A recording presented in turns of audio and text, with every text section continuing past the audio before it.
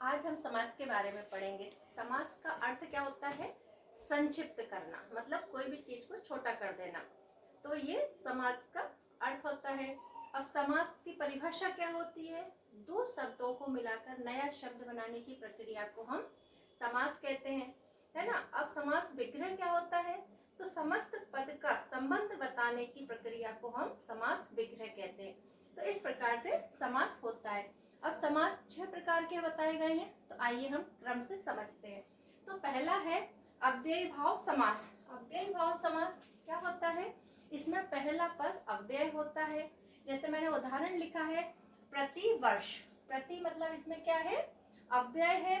तो इसका जब हम विग्रह करेंगे तो कैसे करेंगे?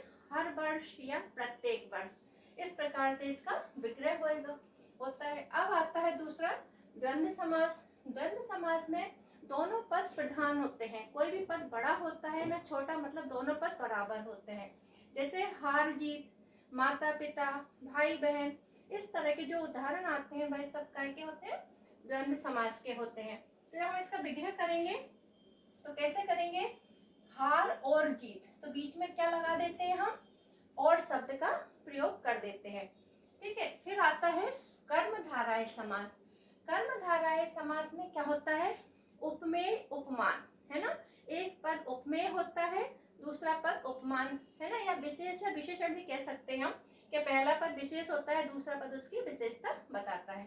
तो विशेष और विशेषण होता है। जैसे इसमें एक उदाहरण देखते हैं हम, चरण कमल। तो कैसे है चरण? कमल के समान है, मतलब इसमें क्या समानता बताई जाती है। कैसे है चरण? कमल के समान है। तो जब हम विग्रह करेंगे तो कैसे करेंगे?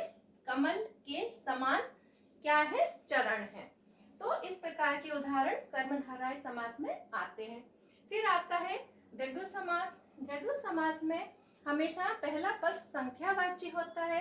संख्यावाची जैसे पंचवटी, नवरात्रि, चतुर्भुज, इस प्रकार के जो उदाहरण होते हैं वह द्विगु समास के होते हैं। याद रखिए, पहला पद इसमें संख्यावाची होता है। तो जब हम इसका विग्रह करते हैं तो कैसे करेंगे? 5 वृक्षों का समूह, मतलब पंचवटी। अब आता है बहुव्रीहि समास। बहुव्रीहि समास में दोनों पद प्रधान न होकर दोनों पद मिलकर तीसरा अर्थ बताते हैं।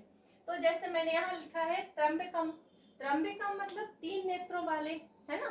तो त्र्यंबकम कोई अर्थ नहीं है, 3 नेत्रों वाले अर्थात कौन हो गए? भगवान शिव हो गए। तो इस प्रकार से ये दोनों पद मिलकर तीसरा अर्थ निकाल देते हैं। तो वहां पर कौन सा समास होता है? बहुव्रीहि समास होता है। अब आता है तत्पुरुष समास।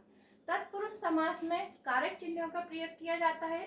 तो हम देखते हैं, पहला जैसे मैंने उदाहरण लिया है देशगत, तो देश को गया हुआ, तो यहाँ जो को है वह क्या है?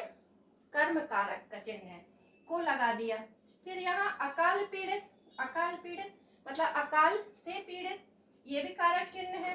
फिर सत्याग्रह, सत्य के लिए आग्रह, तो के लिए भी कारक चिन्ह है ना। कर्ता ने कर्म को करण से, इस प्रकार से।